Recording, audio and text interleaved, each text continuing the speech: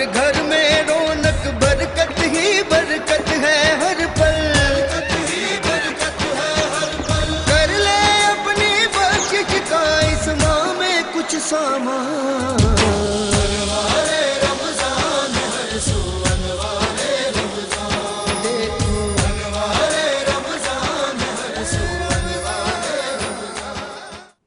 अस्सलाम वालेकुम नाज़रीन, रमज़ान मुबारक की खुसूसी नशरियात अनवार रमज़ान में आपका मेज़बान ज़ैद अख्तर हाजिर खिदमत है। उम्मीद करता हूँ आप सब लोग खैरियत से होंगे और पहले से ज़्यादा आज भी भरपूर अंदाज में 23वीं सहरी का आगाज़ कर रहे होंगे अपने चाहने वालों के साथ, अपने घर वालों के साथ, अपने मेहमानों के साथ, अपने दोस्तों के साथ, और मज़े मज़े के कई घरों में पकवान बन रहे होंगे। कई लोग अपनी घरों दोस्तों के साथ, फैमिलीज़ के साथ रेस्टोरेंट्स की जीनत बने होंगे। और आज लैलतुल कदर भी है। लैलतुल कदर के बारे में कहा जाता है कि ये रात हजारों रातों से अफजल है। तो इस रात में हमें अल्लाह ताला के हुजूर सुरखुरू होना है और दुआ करनी है कि अल्लाह ताला हमारे गुनाहों को माफ़ फरमा दे। नाज़रीन,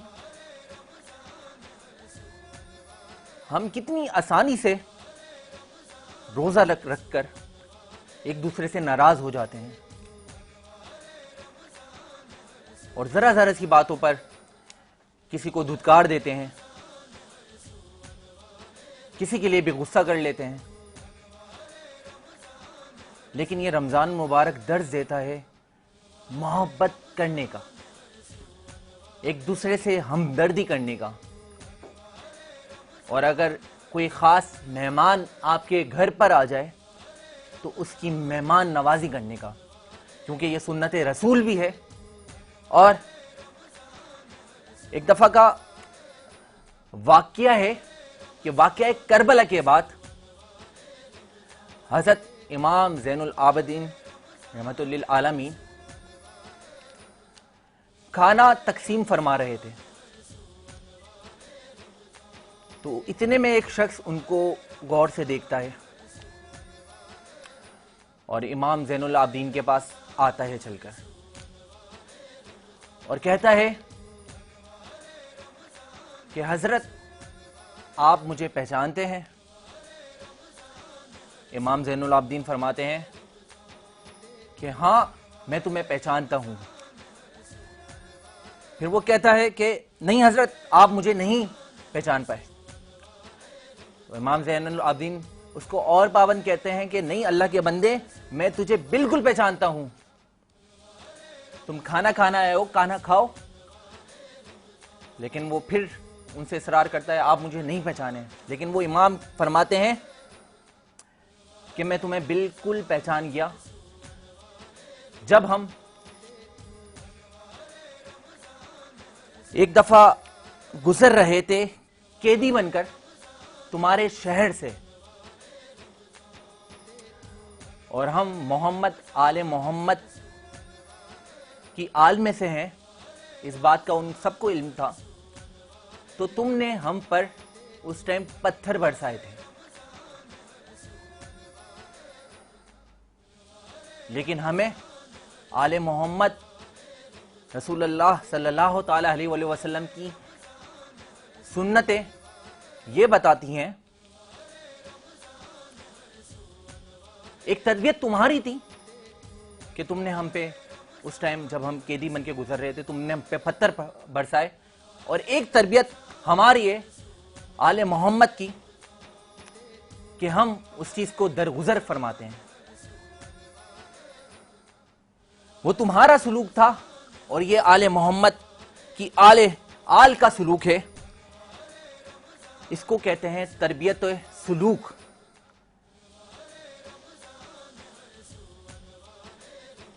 जिसके बारे में कहा जाता है कि आले मोहम्मद के दर पर कोई भी आता है तो वो खाली हाथ नहीं जाता। तो हम भी क्यों ना उन सुन्नतों को अपनाएं, हम भी क्यों ना उन बातों को अपनाएं। तो कहा जाता है मेरे रसूल अकरम सल्लल्लाहु ताला अलैहि वसल्लम के लिए कि कोई खाली हाथ गया नहीं, ये मेरे नबी का उसूल है। कोई आ जाए तलब से भी सिवा देते थे, आए बीमार तो हर दुख की दवा देते थे, संग मारे तो कोई उसको दवा देते थे, दुश्मन आ जाएं तो चादर भी बिछा देते थे। क्या बात है मेरे रसूल अकरम सल्लल्लाहु ताला अलैहि वसल्लम की। नाज़रीन, इस खूबसूरत सहर नशरियात का आगाज़ अल्लाह ताला की हम्दो सना नात रसूल मकबूल सल्लल्लाहु ताला अलैहि वसल्लम से हम किया करते हैं, और हमारे साथ इस खूबसूरत सहर नशरियात को मज़ीद खूबसूरत करने में जिनका साथ होता है वो होते हैं हमारे आलिम दीन, होते हैं हमारे मुल्क के मयानाज मुफ्तियान कराम, वो होते हैं हमारे हम्दो सना पेश करने के लिए नात रसूल मकबूल सल्लल्लाहु ताला अलैहि वसल्लम, बड़े खूबसूरत प्यारे सना खान रसूल। और इसके साथ समाजी, कारोबारी, सियासी शख्सियात भी हमारे इस खूबसूरत सहर नशरियात को मज़ीद खूबसूरत करती हैं। उसके साथ आप मुलाहिज़ा करते हैं हमारा YBC कैटर्स किचन, जिसमें मज़े मज़े के लज्जतों भरे पकवान भी बना करते हैं और आज भी बनने लगेंगे। और आप अपनी पसंदीदगी का इजहार हमें लाइक और कमेंट्स के थ्रू करते रहें और कर सकते हैं, क्योंकि आपकी पसंदीदगी ही हमें बताती है कि हम किस तरह से आपके सामने काविशें पेश कर रहे हैं। और ख़ास करके हमारे मेहमानों से आप कोई सवालात करना चाहते हैं, मुफ्तियान कराम से आप कोई सवाल करना चाहते हैं, तो आप वो भी कर सकते हैं। इस खूबसूरत ट्रांसमिशन को मज़ीद खूबसूरत करने में जिन सपोर्टिव पार्टनर का हमें साथ हासिल है वो हैं growth securities, UC United caterings. UC United caterings बहुत ज़बरदस्त कैटरिंग सर्विसेज प्रोवाइड कर रहे हैं, जिसमें आप ऑल आवर डेकोरेशन के हवाले से और दीगर बड़ी तकरीबात अगर आपने अरेंज करनी है तो आप इनसे रब्ता कर सकते हैं। इसके रूहे रवा हैं जनाब सिराज इकबाल साहब, gift tables, country builders and developers, जिसके रूहे रवा हैं हमारे कमांडर मोहम्मद जाकिर साहब। बहुत अच्छी हाउसिंग स्कीम लेकर आए हैं और बहुत रीज़नेबल कॉस्ट पे ये काम कर रहे हैं और प्लॉट्स और घर प्रोवाइड कर रहे हैं। कमांडर मोहम्मद जाकिर साहब आपका बहुत शुक्रगुजार हैं। Altaf Tai builders and developer, Reliance travel and tours, Gaur group of companies, commander builders and developer, silky girl और Arif Habib commodities, Ali noble group, Mercury, Uzair Shahid bridal, HN wellness, WCI studio, Tasneem Sadaf, Ilyas salon, splendour events services foundation, Al Syed real estate and marketing network, Al Manzar cafe, ZA digital marketing network, Awan Libas. बहुत शुक्रगुजार हूँ बिलाल अहमद साहब, आप इतने प्यारे और ज़बरदस्त ड्रेसेस मुझे इनायत करते हैं, जिसको देखकर हमारे नाज़रीन भी पसंदीदगी का इजहार करते हैं। इसके साथ कराची का जायका हलीम, कराची का जायका हलीम की ये ख़ास बात है कि इनकी 3 ब्रांचेस कराची में मौजूद हैं। 2 ब्रांचेस इनकी लांडी में है, 1 ब्रांच इनकी कोरंगी में है, और तीनों ब्रांचेस पे रमज़ान मुबारक में बहुत ज़बरदस्त और डिस्काउंट ऑफ़र में खाना प्रोवाइड हो रहा है। तो आप वहाँ पर जाएँ और मज़े के लज्जतों भरे पकवान खाएँ रेस्टोरेंट्स में डिस्काउंट कीमत पर। वेप एंड रेबिन और इसके साथ नेल्सन पेंट्स कहता है कि रंग भर दे ज़िंदगी में। तो तमाम सपोर्टिव पार्टनर का मैं बहुत ज़्यादा शुक्रगुजार हूँ। और नाजरीन बताना चाहता हूँ कि हर खूबसूरत सहर नशरियात को मज़ीद खूबसूरत करते हैं हमारे मुफ्तियान कराम, नात ख़्वां हज़रात और आपके हर दिल अजीज़ पसंदीदा गेस्ट। कबल इसके कि मैं अपने गेस्ट का, आज के ख़ास मेहमान का मुकम्मल तारुफ करवाता चलूँ, सबसे पहले तो आज अनवार रमज़ान सहर नशरियात के सेट पे उनको हम वेलकम करते हैं। हमारे साथ मौजूद हैं जनाब फ़हद एहसान साहब। अस्सलाम वालेकुम फ़हद भाई। वालेकुम अस्सलाम। बहुत शुक्रिया तशरीफ़ लाने के लिए। जज़ाकल्लाह। फ़हद भाई से बहुत सारी गुफ्तगू करनी है। फ़हद भाई का मुकम्मल अच्छा सा प्यारा सा बड़ा अच्छा इनकी सरगर्मियाँ हैं वो आपको बतानी है, तारुफ करवाना है। उससे करवाने से पहले मैं आपको बताना चाहता हूँ आज हमारे मायानाज मुफ्तियान कराम भी मौजूद हैं हमारे साथ। आज पहले भी 2022 में एक दफ़ा हमने इनके साथ ट्रांसमिशन करी थी और आज मुझे ये शर्फ हासिल है कि एक दफ़ा फिर मैं इनको वेलकम कर रहा हूँ। हमारे साथ मौजूद हैं मुफ्ती नवेद अब्बासी साहब। अस्सलाम वालेकुम मुफ्ती साहब। वालेकुम सलाम। क्या हाल है आपके? अल्हम्दुलिल्लाह। बहुत शुक्रिया आपका तशरीफ़ लाने के लिए। जज़ाकल्लाह। मुफ्ती साहब से बहुत प्यारे सवालात और उनके जवाबात हमें सुनने हैं आपके दिए हुए नाज़रीन, और आप मज़ीद कुछ सवाल पूछने के लिए हमें कमेंट्स के थ्रू बता सकते हैं। हमारे साथ एक और प्यारे सना खान मौजूद हैं जिनका नाम है आकिब सज्जाद ज़ियाई साहब, उनको भी वेलकम करते हैं। अस्सलाम वालेकुम आकिब साहब, क्या हाल है? बहुत शुक्रिया आपका तशरीफ़ लाने के लिए। एक प्यारी सी बहन सना खान हमारी और मौजूद हैं, उनका नाम है हिजाब फातिमा साहिबा। अस्सलाम वालेकुम हिजाब, कैसी हैं? माइक में आपने बोलना है। खैरियत सी हैं? बहुत शुक्रिया आपका तशरीफ़ लाने के लिए। हर खूबसूरत सहर नशरियात का आगाज़ हमदो बारी ताला और नात रसूल मकबूल सल्लल्लाहु ताला अलैहि वसल्लम से हम किया करते हैं। और आज हमारे साथ बड़े प्यारे सनखा आकिब सज्जाद ज़ियाई साहब मौजूद हैं। मैं गुजारिश करूँगा कि हमदे बारी ताला से इस खूबसूरत नशरियात का आगाज़ करें।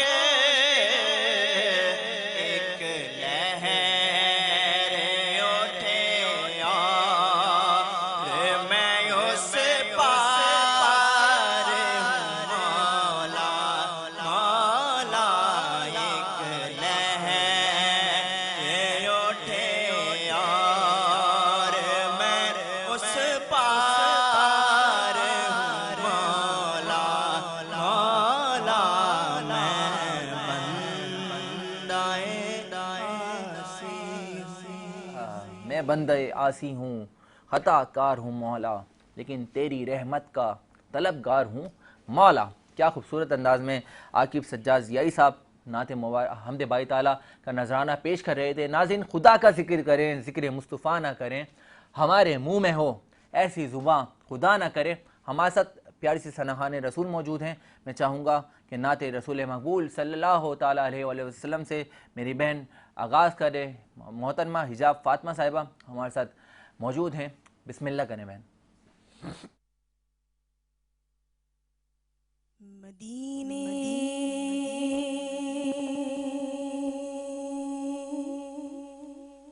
से बुलावा रहा है, मदीने से बुलावा आ रहा है।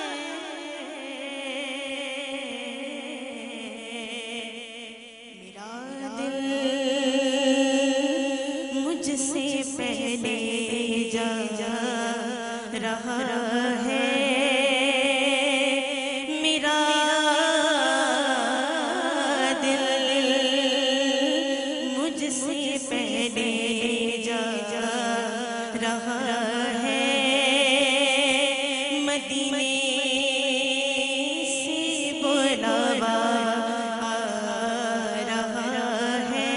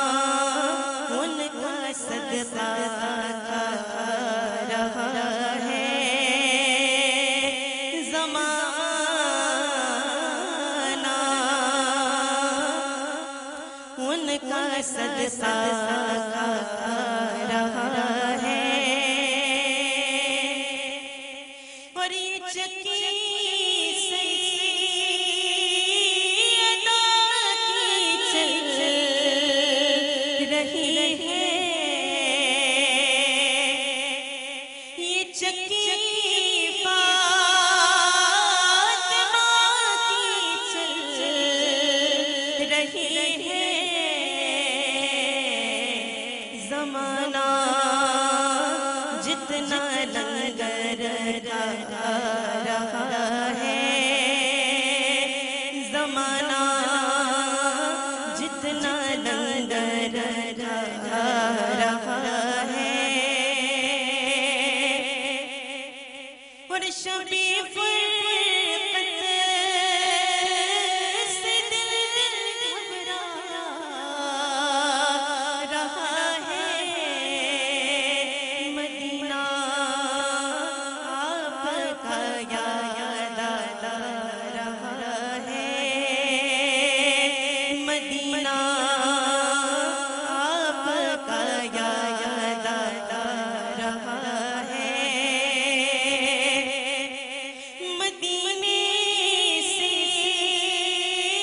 बुलावा रहा है। मेरा दिल मुझसे पहले जा रहा है। मेरा दिल मुझसे पहले जा रहा है। क्या बात है, क्या बात है, सुभान अल्लाह। बहुत प्यारे अंदाज में हिजाब फातिमा अकीदत के फूल निछावर कर रही थी कि मदीने से बुलावा आ रहा है और मेरा दिल मुझसे पहले जा रहा है। कबल इसके कि मैं अपने आज ख़ास मेहमान फ़ाद एहसान साहब का तारुफ़ करवाऊँ और उनसे बहुत सारी गुफ्तगू करें हम। आपके सवालात और उनके जवाबात की तरफ हम बढ़ते हैं। हमारे साथ मौजूद हैं मायानाज़ आलमीन मुफ्ती नवेद अब्बासी साहब। सबसे पहले एक बार फिर खुशामदीद करते हैं मुफ्ती साहब आपको। मुफ्ती साहब, रमज़ान का महीना, तमाम ही लोग इबादतों में मसरूफ़, कसरत से दुआएं हो रही हैं और फ़लस्तीन के लिए भी ख़ास दुआएं की जा रही हैं। तो इस हवाले से मैं चाहूँगा कुछ रहनुमाई फरमाएं। नहमदुहु व नसल्ली अला रसूलिहिल करीम, अम्मा बाद, बिस्मिल्लाहिर्रहमानिर्रहीम।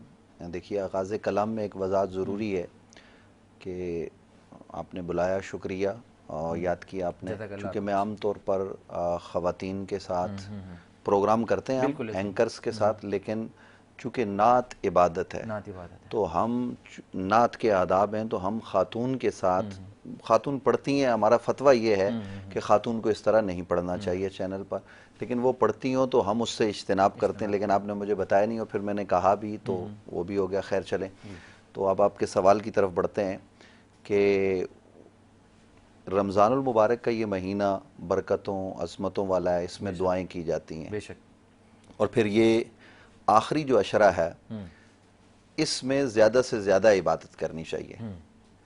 अब आप देखिए कि कभी आपने देखा होगा कि घुड़ दौड़ हो तो घोड़ा दौड़ाने वाला कभी भी जब वो बिल्कुल लाइन पर पहुंचने वाला होता है तो वो स्लो नहीं होता, बल्कि वो और तेज़ी से पहुंचता है। बिल्कुल ऐसे ही। लेकिन हमारा मामला उल्ट है कि रमज़ानुल मुबारक के आगाज़ में तो आपको मस्जिदें भरी हुई नज़र आएंगी, जब इनाम मिलने का वक्त होता है तो हम बाज़ारों में नज़र आते हैं। बिल्कुल ऐसे ही है, और ये हमारी बदकिस्मती है। इसलिए आजकल देख भी रहे हैं हम, तो इसका जो है ना वो बाज़ारों में, और हालांकि बाज़ार नापसंदीदा तरीन जगह है और वहाँ ज़रूरत के अलावा तो जाना ही नहीं चाहिए, लेकिन हमारे नौजवान, हमारे बच्चे बच्चियाँ आपको बाज़ारों में नज़र आएंगे।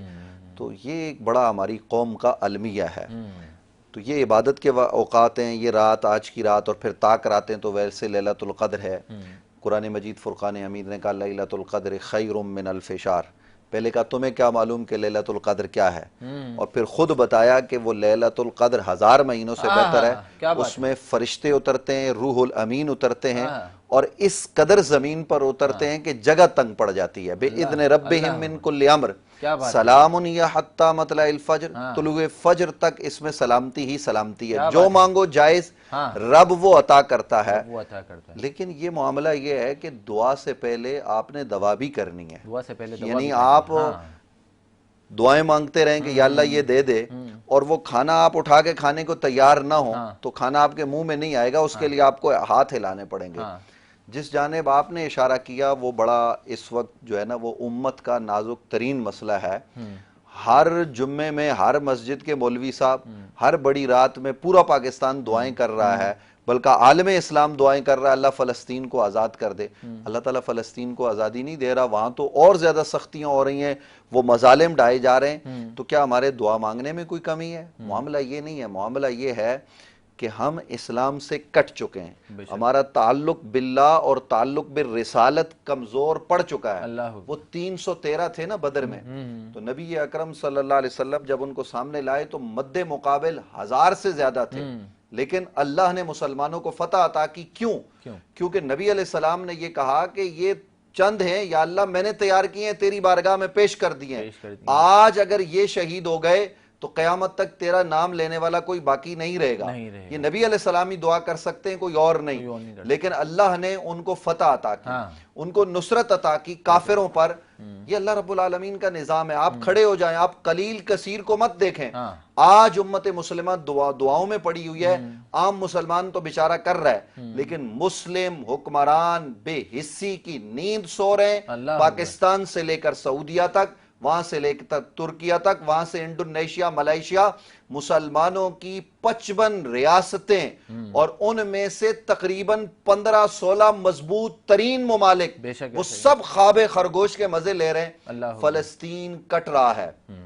आप अंदाजा लगाइए कि वो 2 लाख 4 लाख लोग नहीं है, वो तकरीबन वहां पर 10-12 लाख लोग हैं और उन पर मजालिम इस तरीके से ढाए जा रहे हैं। हम यहाँ रमजान ट्रांसमिशन होती है, आप भी करते हैं, हम भी मुख्तलिफ टीवी चैनल पर, एक चैनल पर मुस्तकिल होते हैं। बिल्कुल ऐसा ही है। तो आप जरा देखिए कि रोजाना अनवा व अक़साम के खाने भी हमारे सामने होते हैं। उनको खाने को जी नहीं करता। हमारे घरों में सब कुछ है, लेकिन वो फलस्तीनी आज घास खा रहे हैं। जरा कभी सोचिए, तन्हाई में, मैं नाजरीन से भी कहूंगा, आपके सुनने वालों से, कि कभी आप तन्हाई में जाके सोचें कि अगर हमारे बच्चों को घास मिल रहा हो, जिस्म जख्मों से चूर चूर हो, लाशें जमीन पर पड़े हुए हैं और दफनाने वाला कोई नहीं, फास्फोर्स बम मारे जा रहे हैं और रोडों के दरमियान उनको जो दफना सकते हैं दफनाते हैं, मलबे के नीचे लाशें पड़े हुए हैं। उन फलस्तीनियों का इस वक्त कोई पुरसाने हाल नहीं। ये बात हमने 3 महीने पहले भी सुन ली थी कई चैनल्स पे कि 75% फलस्तीन तबाह बर्बाद हो गया। चीफ गजा इस वक्त जो है ना, वो रेत का ढेर बन चुका है और वहां इंसानी अलमिया जन्म ले चुका है। वहां मुसलमान बच्चों और बच्चियों के लाशें जानवर खा रहे हैं। वहां खाने को कुछ नहीं है, लेकिन वो लोग अब भी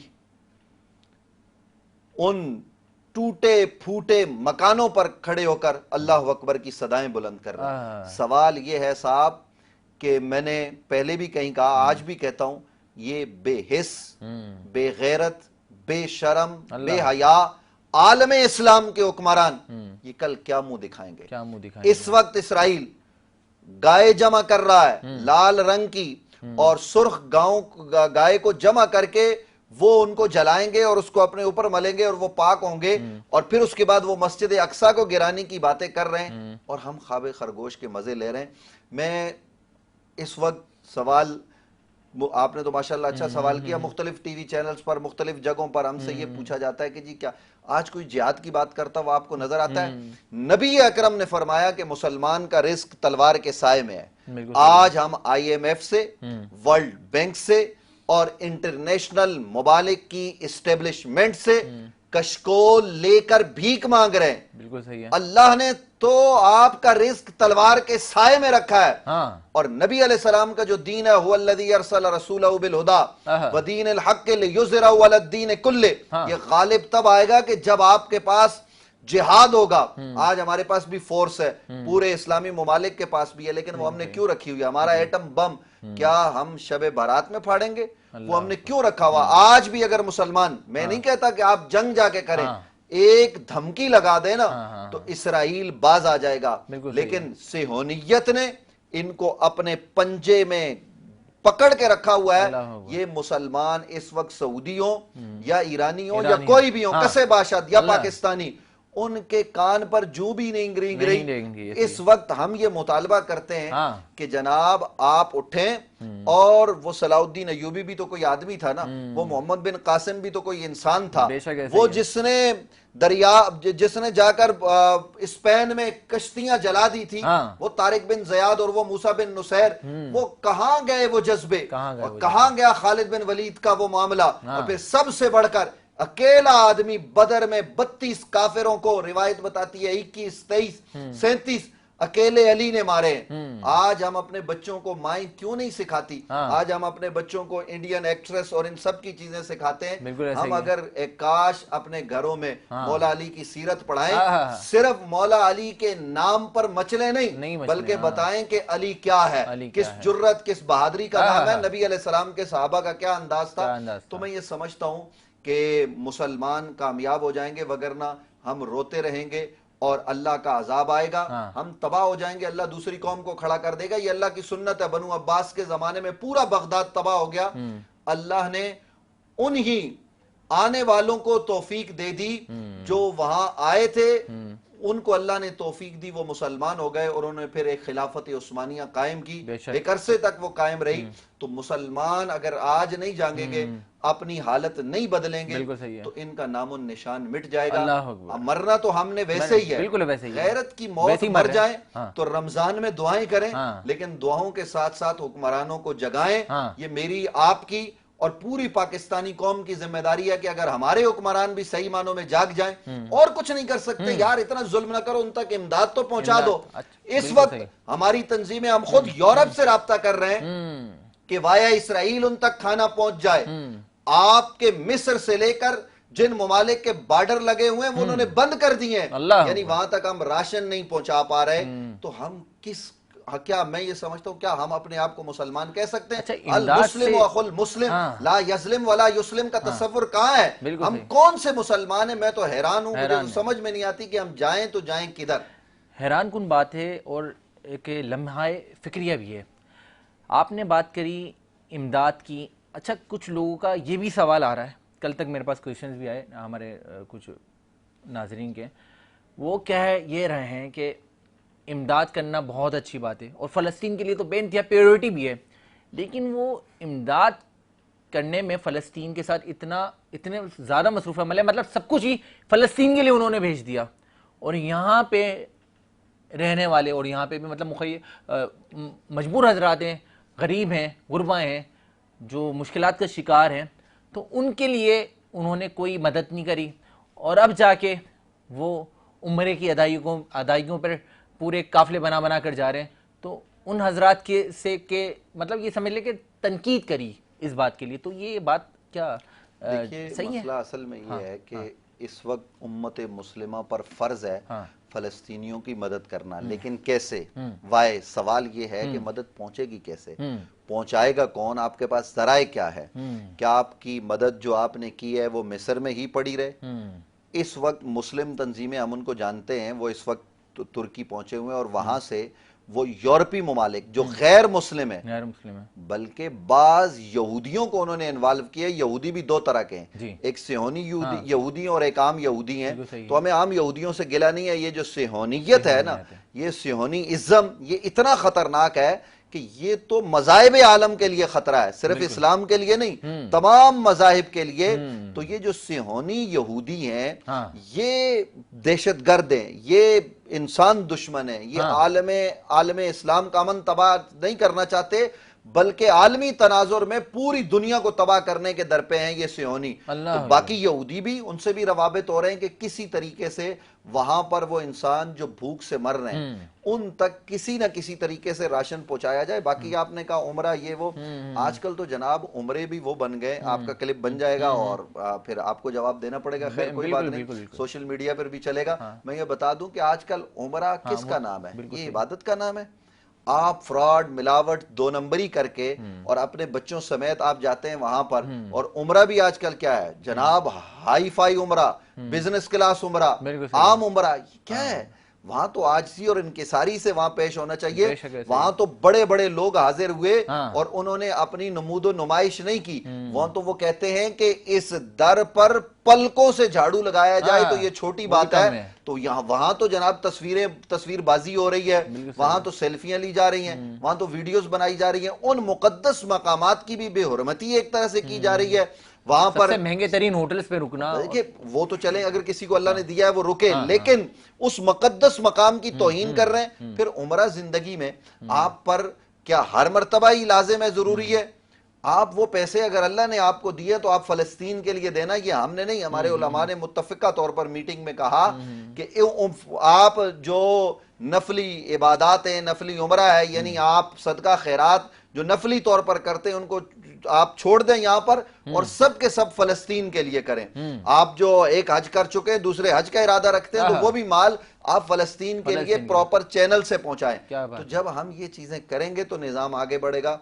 अदरवाइज आप देखते रहेंगे इस वक्त जो हमारे मुल्क की हालत है कि जिस तरीके से हमारे मुल्क के अंदर बेहयाई, फहाशी, उरियानी, दो नंबरी, यानी आप देखें कि कितनी दो नंबरी है हर जगह पर। आप मुझे बताएं कि कराची में कहीं आपको खालिस दूध नहीं मिलेगा। हम हैं मुसलमान और मुसलमान ये कहता है कि जनाब 2 मिनट जरा सब्र करना, मैं नमाज पढ़ के आ जाऊं, और नमाज पढ़ के आके वो 2 नंबर दूध बेचता है, वो मिर्ची 2 नंबर बेचता है, वो तमाम चीजों में मिलावट। मुझे आप बताइए किस चीज में मिलावट नहीं? आप होटल पे चले जाएं तो आपको खाना खालिस नहीं मिलेगा, आपको तेल घी खालिस नहीं मिलेगा।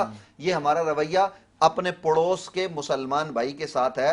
तो रमजान जहां हमारे लिए रहमतें लेकर आता है ना, इस महीने में जो 2 नंबरी करेगा ना, जहां नेकी करने का अमल ज्यादा है, वहां इन बुराई करने वालों की पकड़ भी ज्यादा होगी। ये आप जरा अपने नाजरीन को भी बताएं कि इस पर तवज्जो करें, गौर करें, वगरना मरना तो है ही। मुझे बताइए कितने लोग आपके साथ पिछले साल थे, आज नहीं है। तो मरने के बाद आप कहां जाएंगे? जरा चंद लम्हे बैठ के सोचें कि हमारे बाप था, हमारा दादा था, अब दुनिया में नहीं है, तो मैंने भी तो एक दिन चले जाना, और फिर कोई वक्त मुअय्यन नहीं है, तो हम क्यों हराम जमा कर रहे हैं? हमें उठ के अपनी औलादों की सही तरबियत करनी होगी, रिज़्क़े हलाल के हम मुतलाशी बनेंगे तो निज़ाम हमारा आगे बढ़ेगा। अगर हम ऐसा नहीं करेंगे तो हम मुंह देखते रह जाएंगे, तबाही और बर्बादी ही। बिल्कुल बिल्कुल मुफ्ती साहब, बिल्कुल सही तवज्जो, गौर और लम्हा फ़िक्रिया के हवाले से बहुत ज़्यादा इंसाफ कुन बात फरमा रहे थे। नाज़रीन, हमें भी सोचना है कि हम अपने लोगों के साथ, उम्मत मुस्लिमा के साथ और साथ रहने वालों के साथ इंसाफ कर रहे हैं या नहीं, इसका फ़ैसला आपने खुद करना है आज की बातों को सुनकर। नाज़रीन, बताना चाहता हूँ और मिलवाना चाहता हूँ हमारे आज के ख़ास मेहमान से। तारुफ ये है कि आज के हमारे ख़ास गेस्ट हैं, COO हैं बिन एहसान बिल्डर्स एंड डेवलपर के, और गवादर में CBO हाउसिंग स्कीम के भी CEO हैं। हमारे साथ मौजूद हैं जनाब फ़हद एहसान साहब। एक बार फिर फ़हद भाई आपको खुशामदीद कहते हैं, बहुत शुक्रिया आज अनवार रमज़ान सार नशरियात में तशरीफ़ लाने के लिए। आपका शुक्रिया कि आपने याद रखा। जज़ाकल्लाह। फ़हद भाई, सबसे पहले तो ये बताएं कि क्योंकि आपका ताल्लुक़ समाजी और कारोबारी दोनों हवाले से है, तो आपकी क्या मसरूफियात होती हैं रमज़ान मुबारक में? देखें, रमज़ान में कारोबार तो जाहिर सी बात है, जितने भी कारोबारी हजरात हैं वो थोड़ा पीछे चले जाते हैं, और जितना इस रमज़ान के महीने में अल्लाह ताला से मांग सकें अपने कारोबार के लिए, अपनी ज़िंदगी के लिए, अपने बच्चों के लिए, तो ज़्यादातर लोगों का यही है कि रोज़ा, तरावी, नमाज और वही चीज़ें चल रही होती हैं। फिर जो ये ताक रातें शुरू होती हैं और उसी में हम ज़्यादा से ज़्यादा टाइम लगाते हैं, एक्सपेंड करते और हैं। फिर ईद के बाद से हमारा कंस्ट्रक्शन का और जो बिल्डर का काम है वो ईद के बाद से फिर स्टार्ट। क्या बात है। गवादर में बहुत ज़्यादा प्रॉपर्टी स्कीम्स आ रही हैं और कई अरसे से सुन रहे, मैं तो तकरीबन 5-6 साल से सुन ही रहा हूँ ये कि गवादर में डेवलपमेंट हो रही है। तो गवादर में प्रॉपर्टी का डेवलपमेंट रेशो अच्छा है या कराची में? देखें, गवादर एक नया सिटी बन रहा है इस्लामाबाद के बाद। आपका ये दूसरा मास्टर प्लान के तहत एक सिटी डेवलप हो रहा है। कराची का मुकाबला भी इसलिए नहीं कि कराची आपका 50, 60, 70 साल से एक डेवलप एरिया है आबादी के लिहाज से और फिर रकबे के लिहाज से। बिल्कुल सही है। तो कराची और गवादर का भी हम मवाजना नहीं कर सकते कारोबारी हवाले से भी, लेकिन एक वक्त आएगा कि गवादर आपका पूरे पाकिस्तान का मरकज बनने के लिए जा रहा है, क्योंकि गवादर में सिर्फ कराची या पूरे पाकिस्तान से नहीं बल्कि पूरी दुनिया से ट्रेडिंग के लिए आपके पास लोग आएंगे। बिल्कुल ऐसा ही जो है। आपका चाइना सी पैक 1 सी पैक 2 ये सारी जो चीजें बहुत बड़ा ये आने वाले वक्त में हमें पता चलेगा कि गवादर की अहमियत पाकिस्तान में क्या होगी। क्या बात है, क्या बात है। कंस्ट्रक्शन लाइन में कब से देख रहे हैं? देखिए, मैं कंस्ट्रक्शन लाइन में आया था तकरीबन 2006 से, और यहाँ पे भी आने की वजह स्टार मार्केटिंग के आज 18-20 साल 18-20 साल हो गए। महमूद खान साहब को मैं इसका वो देता हूँ, क्योंकि क्रेडिट की बिल्कुल वो हमें इस फील्ड में लेके आए, और गवादर से ही हमने स्टार्ट लिया। अच्छा। 2006 में हमने अपनी एंट्री गवादर में रखी थी, क्योंकि उस वक्त कराची के हालात अच्छे नहीं थे। गवादर उस वक्त सेफ सिटी था और गवादर का उस वक्त बूम बहुत था। लेकिन फिर एक जो मामलात कारोबारी गिरे, मतलब आज हम मईशत को कहते हैं, हम उस वक्त मईशत का कहते हैं कि पाकिस्तान की मईशत उस वक्त बहुत बुरे हालात में थी, कि उस वक्त अकबर भुक्ती का मर्डर हुआ और उसके फौरन बाद बेनज़ीर भुट्टो का मर्डर हुआ, और फिर एकदम क्राइसिस में आपका मुल्क चला गया। तो वो 3 साल आपके बहुत क्राइसिस के रहे। उसके बाद फिर आहिस्ता आहिस्ता आहिस्ता आहिस्ता उस वक्त एक टाइम ऐसा आ गया था कि गवादर को लोग नाम लेते हुए शर्मिंदगी महसूस करते थे कि यार गवादर में तो बंदा है तो इसका मतलब है कोई गलत काम कर रहा है। लेकिन अल्हम्दुलिल्लाह वक्त ने साबित किया कि वही गवादर आज आपके मुस्तकबिल का फैसला करने जा रहा है। बिल्कुल ऐसा ही है। तो आप अभी ज़्यादा फोकस गवादर के प्रोजेक्ट्स पे कर रहे हैं या फिर जो आपके यहाँ पे बिन एहसान M9 पे मोटर M9 को हमने ज़्यादा फोकस किया हुआ, क्योंकि हालात और चीज़ों को मद्देनजर रखते हुए कि इस वक्त ज़रूरत के तहत आपने क्या करना है। गवादर आने वाले वक्तों का है, बिल्कुल सही, आज नहीं कल, कल नहीं परसों। तो गवादर में अभी 2 से 3 साल मजीद हैं, उसके बाद गवादर आपका शुरू होगा। इस वक्त हमारा जो बिल्कुल मेन मरकज है वो M9 है। M9 भी गवादर के सी पैक के रूटों पे इस वक्त आया हुआ है। जितने भी प्रोजेक्ट अगर आप देखें कराची के आने वाले वक्त में या जो चल रहे हैं वो M9 पे हैं, क्योंकि इस वक्त कराची की जो सूरत हाल है, कराची से हैदराबाद जाते हुए पड़ता है या फिर वापसी में पड़ता है? हम दोनों तरफ हैं, कराची से हैदराबाद जाते हुए हम राइट और लेफ्ट दोनों तरफ हमारे प्रोजेक्ट चल रहे हैं। क्या बात है। तो इसमें जो आपने हाउसिंग स्कीम रखी हुई है ये लो कॉस्ट है या रीजनेबल अमाउंट है या हाई कॉस्ट, हाई राइज जिसको कहते हैं हम? देखिए, अभी हाई राइज तो वहाँ पे नहीं है ना। कभी अभी हम मशवरा देंगे लोगों को कि वो अभी हाई राइज की तरफ आए। कोई भी प्रोजेक्ट अगर आप देखें, हम बात करते हैं स्कीम 33 को, तो ये 80s में लॉन्च हुआ, तो उस वक्त प्लॉट की सूरत में था। लोगों ने जब 70s में या 80s में प्लॉट लिए तो उस वक्त क्या कीमत थी, आज क्या कीमत है। बिल्कुल इसी की तरीके से अगर आप देखें M9 को, कि आज जो प्लॉटिंग वहाँ पे प्लॉट्स लोग ले रहे हैं वो आने वाले वक्त यानी कि 2 साल 5 साल, हम तो स्कीम 33 को या दूसरी स्कीमों को देखते हैं कि 30 से 35 साल लगे डेवलप होने में। लेकिन अब डेवलपमेंट बहुत तेज है। पहले बिल्डिंग 5 से 7 साल में बनती थी, अब 1 साल में बन जाती है। पहले हाउसिंग स्कीम में 10-10 साल में डेवलप होती थी, अब 1-1, 2-2 साल में डेवलप होती। तो अब बहुत सारी तेजी आ गई है लोगों में कंस्ट्रक्शन में। तो अब वो चीज़ नहीं रही कि हम ये सोचें कि मैं जो आज प्लॉट ले रहा हूँ वो मेरे पोते के काम आएगा या मेरे बेटे के काम आएगा। अब बहुत तेजी से चीज़ें आगे की तरफ बढ़ रही हैं। सही, ज़बरदस्त। M9 पे जो बिन एहसान का प्रोजेक्ट अभी स्टार्ट है आप बता रहे हैं, तो ये अभी अंडर कंस्ट्रक्शन अभी इसके स्टार्ट हो चुकी है? हम इसमें तकरीबन 50 से 60% डेवलप कर चुके हैं। अब लोगों को हम पोजीशन देना चाह रहे हैं। ये हमने 2020 में स्टार्ट लिया था और हमने कोरोना का भी एक टाइम गुजारा 1 साल का, कि उस वक्त डेवलपमेंट बिल्कुल रुकी हुई थी। फिर एक दौर ऐसा आया कि जब मटेरियल बहुत महंगा हुआ तो आबाद की तरफ से डेवलपमेंट वर्क रोका गया कि भाई इस वक्त हम नहीं कर सकते। लेकिन उसके बावजूद भी जो M9 पे बिल्डर काम कर रहे हैं उसमें से एक बिन एहसान भी अपने तहत काम कर रहा है। और अल्हम्दुलिल्लाह कि अब वो पोजीशन है कि हम लोगों को बोल सकें कि आएँ, आप अपने प्लॉट पे कंस्ट्रक्शन स्टार्ट करें। क्या बात है, ज़बरदस्त। इस इकोनॉमिक सिचुएशन में रहते हुए बिल्डर एंड डेवलपर का क्या स्कोप देख रहे हैं? देखें, मुल्क की मईशत में सबसे बड़ा किरदार आप बिल्डर को अगर रखें, क्योंकि अगर आप देखें कि फॉरेन करेंसी जो आती है वो बिल्डर लेके आता है बहुत सारी चीज़ों में। फिर एक बिल्डर के काम से ना कोई 72 के करीब सनतें चलती हैं। बिल्कुल सही है। मुख्तलिफ हवाले से, कंस्ट्रक्शन के हवाले से, डेवलपमेंट के हवाले से 10,000 आपके रोजगार चलते हैं। तो एक सनत से जो है ना 70 सनतें दुखी हैं। और जब तक ये सनत को आप फोकस नहीं करेंगे बहुत सारी चीज़ें आपकी नहीं चल पाएंगी। और वही वजह है कि आज इंडस्ट्री आपकी जो बैठी हुई है वो इसका बेसिक मरकज़ यही है। क्योंकि हम यही सुनते आए बचपन से बड़े हो गए कि सबसे बड़ा दुनिया में अगर ट्रेड होता है तो वो बिल्डर एंड कंस्ट्रक्शन में ही होता है। और इस रमज़ान में अगर हम सूरत हाल देख रहे हैं, क्योंकि मेरे काफ़ी सारे बिल्डर्स हजरात से मुलाकात भी है, दुआ सलाम भी है और उनसे दोस्ती भी है। तो हर बिल्डर इस रमज़ान मुबारक में उनकी सूरत हाल में बहुत ज़्यादा टफ देख रहा हूँ। देखिए मईशत का असर आपके पूरे मुल्क पे है। ये सिर्फ ये नहीं कि हम कराची की बात करें, हम लाहौर, इस्लामाबाद, आप गवादर से लेके अगर इस्लामाबाद तक का देखें तो इस वक्त हर चीज़ पे आपके असर आया हुआ है। मुल्क की मईशत, बाकी दुनिया पे भी फ़र्क आया हुआ है, लेकिन आहिस्ता आहिस्ता आहिस्ता आपने इन्हीं हालात में रहते हुए अपने तौर पे काम करना है। अब हम ये ना देखें कि वो गवर्नमेंट लेगी तो हम करेंगे, इस चीज़ से हमें निकलना है। हमने अपना काम, अपने हिस्से का काम हमने करना है। जो ये करेगा कि भाई मैंने अपना काम करना है और मैंने खुद से करना है, चीज़ों को आपके पास मुश्किलात हैं लेकिन आपने उन्हीं मुश्किलात में रहते हुए काम करना है। हम 91 92 से काम कर रहे हैं, जब कराची में स्ट्राइक होती थी, एक 3-3 दिन 4-4 दिन शहर बंद होता था, वो उससे ज़्यादा टफ हालात खुलता था 2 दिन के लिए, 2 और दिन 6 दिन के लिए बंद होता था, वो सबसे टफ हालात है। हमने उस वक्त भी काम किया, फिर गवादर जब बैठा हमने उस वक्त भी काम किया। आज अगर हम ये कहते हैं कि मईशत बुरे हालात में, तो मैं ये कहता हूँ कि नहीं, इससे बुरे हालात थे, हम फिर भी बहुत बेहतर हालात में। इस वक्त आपका शहर बहुत डेवलप है, इस वक्त आपकी चीज़ें बहुत डेवलप हैं, हम आगे की तरफ बहुत आराम से जा सकते हैं। बिल्कुल ऐसा ही है, बिल्कुल ऐसा ही है।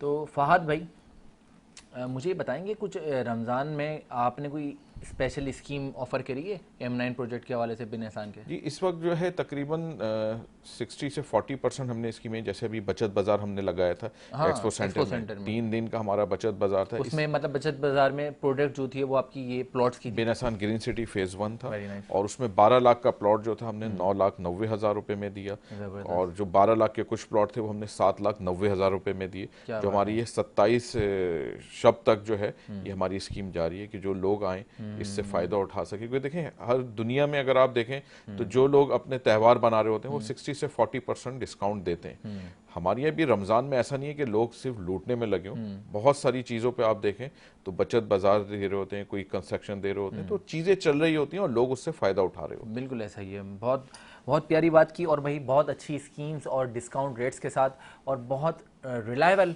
प्रोजेक्ट बिन एहसान की सूरत में आपको मिला हुआ है। तो जो लोग M9 पे अपनी घर और अपना घर और अच्छा घर बनाना चाहते हैं तो वो M9 के प्रोजेक्ट जो कि बिन एहसान का प्रोजेक्ट है उस पर ज़रूर जाएं, प्लॉट्स परचेज़ करें, घर बनाएं और ज़बरदस्त ज़िंदगी लाइफ स्टाइल के साथ वहाँ पे रहें, अपने घर अपने ज़िम्मेदार बनकर। नाज़रीन, हमारे साथ मौजूद हैं मुफ्ती नवेद अब्बासी साहब। तो मुफ्ती साहब, एक सवाल और आया है, कहते हैं कि आखिरी अशरे में, जिस तरह से आपने पहले भी बताया था, लोग बहुत ज़्यादा रुझान मार्केट्स की जानिब कर लेते हैं, और इस अशरे की क्या अहमियत है, और जो लोग ख़ास तौर पे सारी लैलतुल कदर की रातें दावतों में, इन अभी ट्रेंड्स भी बड़ा चला हुआ है, दावतों में और ख़ास तौर पे शॉपिंग में गुजार लेते हैं, और लैलतुल कदर पता ही नहीं लगती, वो सारी 27वीं शब को भी मार्केट्स में नज़र आते हैं लोग, और सुबह ईद मना रहे होते हैं, उनके लिए क्या कहेंगे? हाँ, देखिए गुजारिश ये है कि अल्लाह के नेक बंदे, अच्छे बंदे भी हैं। रमज़ान अल मुबारक हमें इस तरह से गुजारना है जिस तरह हुजूर अलैहिस्सलाम ने गुजारा है। यानी नबी अकरम सल्लल्लाहु अलैहि वसल्लम की आप सीरत तैयबा को मुलाहिज़ा फरमाएंगे ना, कुरान कहता है लक़द कान लकुम फ़ी रसूलिल्लाहि उस्वतुन हसना, हमारे लिए नमूना किसी सियासतदान, किसी साइंसदान, किसी फ़ौजी सरबराह की ज़िंदगी नहीं है, हुजूर की ज़िंदगी है। तो हुजूर अलैहिस्सलाम एतिकाफ़ में तशरीफ़ ले जाते, और एतिकाफ़ में तशरीफ़ ले जाकर नबी अकरम सल्लल्लाहु अलैहि वसल्लम इबादत की कसरत फरमाते। क्या बात है। और 10 दिन तक हुजूर एतिकाफ़ फरमाते। एक साल नहीं फरमा सके जंग के सबब से, अगले साल 20 दिन का एतिकाफ़ फरमाया। तो जिन लोगों को अल्लाह तौफीक दे उन्हें चाहिए कि वो एतिकाफ़ में बैठें, लेकिन वो वक्त गुजर गया है। आप नफली एतिकाफ़ 3 दिन का भी 5 दिन का भी कर सकते हैं। फिर उसके साथ साथ आप अपने नाजरीन को, हम भी ये बताना चाहेंगे कि जनाब आप अल्लाह की तरफ मुतवज्जे हों। ये वो लम्हात हैं कि नबी अकरम सल्लल्लाहु अलैहि वसल्लम ने ताक रातों को लैलतुल कद्र करार दिया है, कोई भी एक हो सकती है, मुतय्यन नहीं फरमाया। क्यों नहीं मुतय्यन फरमाया? ताकि मेरे उम्मती तलाश में ज्यादा से ज्यादा इबादत करें। बिल्कुल, वो 23वीं रात भी हो सकती है, वो 25वीं भी हो सकती है, वो 27वीं भी, वो 29वीं भी। और फिर देखिए 27वीं शब को अल्लाह ने हमें ये अर्ज़ पाक दिया है। हम आज़ादी मनाते 14 अगस्त बिल्कुल को, ऐसे ही और वो भी कैसे बेहंगम तरीके से मोटरसाइकिल के सलेंसर निकाल के और गाने बाजे के बाजे जरिए। वगैरह आप बताइए 10 लाख लोगों ने जानों का नजराना दिया है। वो जिन माओं के बच्चे उनके सामने जबा कर दिए गए, ये जो जितने लोग कराची में, लाहौर में, मुख्तलिफ इलाकों में आए, महाजर बनकर आए, तो ये लुटे पुटे काफिले लेकर आए थे। किस लिए आए थे? क्या हिंदुस्तान में नहीं रह सकते थे? आज मुसलमान नहीं रह रहे। वो एक अर्ज़े पाक के लिए आए थे जिसका मतलब था पाकिस्तान का मतलब क्या? ला इलाहा इल्लल्लाह। निज़ामे रियासत होगा क्या? मुहम्मदुर रसूलुल्लाह। आज हम उससे कोसों दूर हैं। हमें देखिए, हमें सिर्फ टॉन्ट नहीं करना अपने लोगों को, बल्कि उनको ये बताना है कि खुदारा आप दीन की तरफ मुतवज्जे हो, आइए। आज का हमारा नौजवान दीन बेजार हो रहा है, वो अपना सुकून तलाश कर रहा है गाने में, म्यूजिक में, न जाने किस किस में। सुकून अल्लाह के कलाम में है, सुकून नबी अलैहिस्सलाम के तरीके पर अमल करने में। और फिर नबी अकरम सल्लल्लाहु अलैहि वसल्लम रमजान की रातों में उठकर इबादत फरमाते। आज माँ बाप को चाहिए कि वो इबादत करें, तो बच्चे इबादत करेंगे। अपने घर में गीबत न करें, दो नंबरी न करें, यानी कि हम अपने घरों के निजाम को भी बेहतर बनाएं।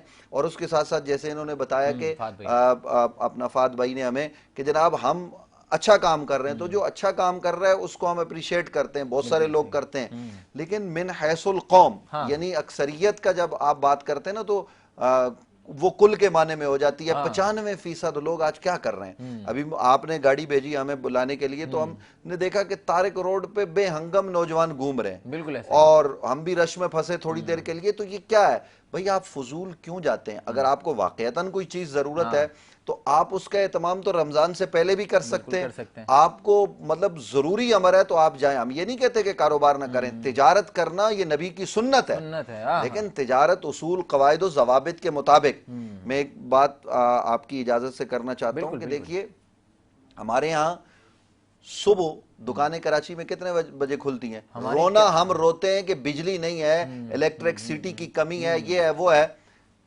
हम क्यों नहीं फजर के बाद अपना निजाम जिंदगी शुरू करते हैं? वो जिन यहूदियों के खिलाफ मैंने अभी बात की है, वो जिन यूरोपियन को मैंने अभी जो है ना वो लताड़ा है आपके प्रोग्राम में कि जनाब वो दो नंबरी करते हैं, मतलब इस्लाम के खिलाफ। लेकिन उनका तर्ज जिंदगी आप देखें, जो लोग यूरोप में गए हैं या जो उन ममालिक में जाते हैं, वो सुबह बिल्कुल वो कारोबार शुरू करते हैं, और रात शाम होते ही आपको मखसूस रेस्टोरेंट खाने वाले खुले मिलेंगे, अदरवाइज आपको हर चीज बंद नजर आएगी। वो रात को सोते हैं। अल्लाह कहता है वजअलना लैला लिबासा वजअलना नहारा माशा, रात हमने सोने के लिए बनाई है, दिन हमने काम के लिए बनाया।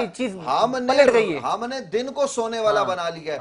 आज मेरा नौजवान वो पूरी रात जो है ना वो होटल पे बैठा रहेगा। कराची में चाय के होटल कसरत से खुल रहे हैं, देखा आपने, हर चौक पे, हर गली में खुल रहे हैं। फाद भाई भी इसकी गवाही देंगे, ये खुल रहे हैं ना। तो ये जो होटल खुल रहे हैं, पूरी रात नौजवान बैठा हुआ है, वहां पर ताश खेले जा रहे हैं, वहां पे तरह तरह के काम हो रहे हैं। हम इनको बुरा नहीं कह रहे, हम कहते हैं नौजवानों, ये जवानी बार बार पलट के नहीं आनी।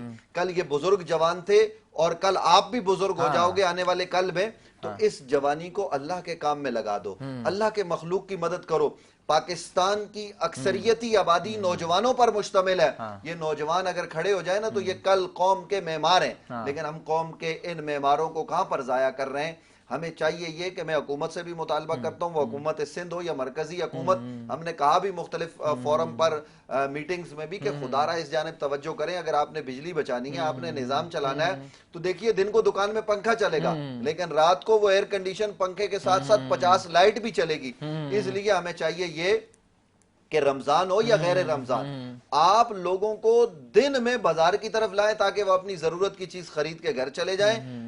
ये जो बेहंगम निजाम है ना, इसको कंट्रोल करने की जरूरत है। और इसको कंट्रोल कैसे किया जाएगा? आईने पाकिस्तान के तनाजुर में।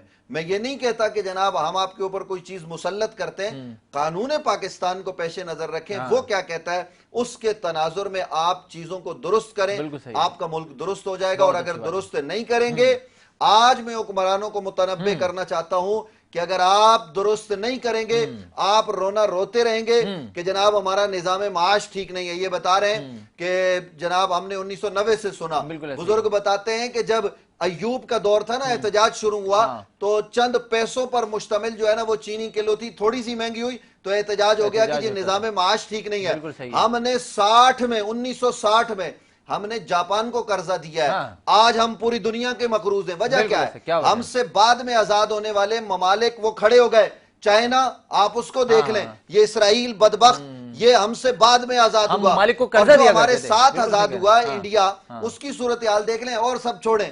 ये अफगानिस्तान सारी जिंदगी जंग में रहा है। आज वो ऐसा निजाम उन्होंने कायम कर दिया है कि उनका हर तरह की चीज जो है ना वो हमसे बेहतर बिल्कुल ऐसा है। ही। हम क्यों इस पस्ती की तरफ जा रहे हैं? देखिए, हम हुक्मरानों को बुरा कहते हैं, यकीनन वो होंगे। हम बहुत सारे इदारों पर तनकीद करते हैं, लेकिन हम खुद क्या हैं? कौम, हाँ। मैं कभी अपने गिरेबान में झांक कर देखता बिल्कुल ऐसा ही हूँ। है। जब हम अपने गिरेबान में झांक कर देखेंगे ना, तो फिर निगाह हमें कोई बुरा नहीं रहेगा। मैं पाकिस्तान में कितनी बुराई करता हूँ, मैं बाहर जाता हूँ तो मैं थूक कहाँ फेंकता हूँ, मैं अपने शहर की सफाई का कितना ख्याल करता हूँ, मैं अपने शहर की गटर लाइन के अंदर कितने शॉपर जो है ना वो उसके अंदर थैलियां वो फेंकता हूं, किस तरह बंद करने में मैं किरदार अदा कर रहा हूं। आप सब छोड़िए, अगर मैं ठीक हो गया ना, मेरे अंदर की मैं खत्म हो गई और मैंने अपने घर को ठीक कर लिया, तो हमारी गली, हम कचरा कहां फेंकते हैं? शहर कराची की सड़कों की सूरत हाल, गाड़ी कहां पार्क करते हैं? कहने को तो हम मुसलमान हैं, लेकिन हमारी जिंदगी में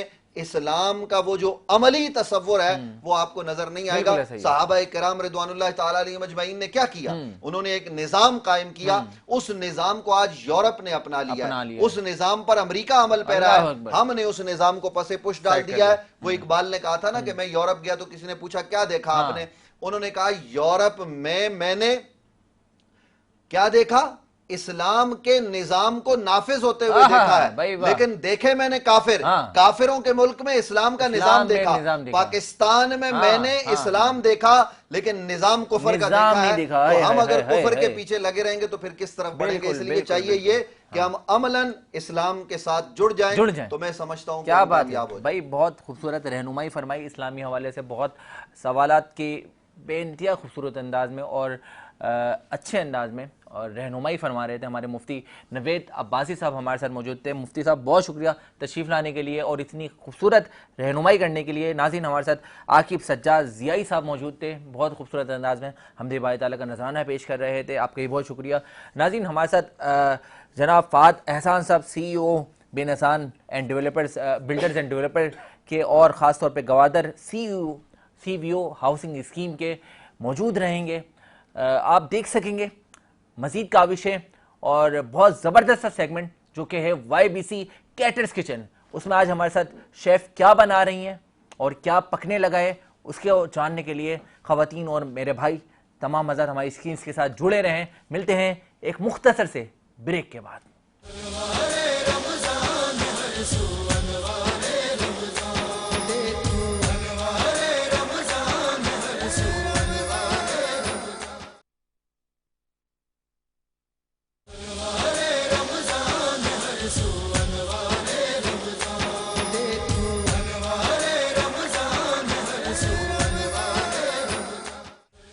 वेलकम बैक नाज़रीन, एक बार फिर खुशामदीद कहते हैं आपको अनवारे रमज़ान सहर नशरियात में। नाज़रीन, इस टाइम हम मौजूद हैं YBC कैटर्स किचन में और YBC कैटर्स किचन में हमेशा की तरह बहुत ज़बरदस्त खाने बनते हैं और आज भी क्या बनने लगा है, कौन बनाने लगा है, मैं बताता चाहता हूँ। इस बार दूसरी दफ़ा रमज़ान में हमें टाइम दिया है। हमारे साथ मौजूद हैं शेफ़ वफ़ा साहिबा।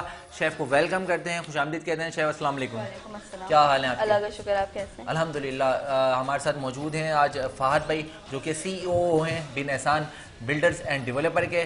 तो आज शेफ़ हम क्या बनाने लगे हैं? आज हम बहुत सारी वैरायटीज ले रहे हैं। हाँ। फर्स्ट हम लेंगे चिकन की बिहारी बोटी, वेरी नाइस, पूरी पराठा, ब्राउनीज, उसकी रेसिपी मैं बताती हूँ, और मीठी लस्सी। मीठी लस्सी जबरदस्त, सहरी में बहुत काम आती है। फैंटास्टिक, बेहतरीन होगा। सहरी का तो अरेंजमेंट हो गया आज प्रॉपर।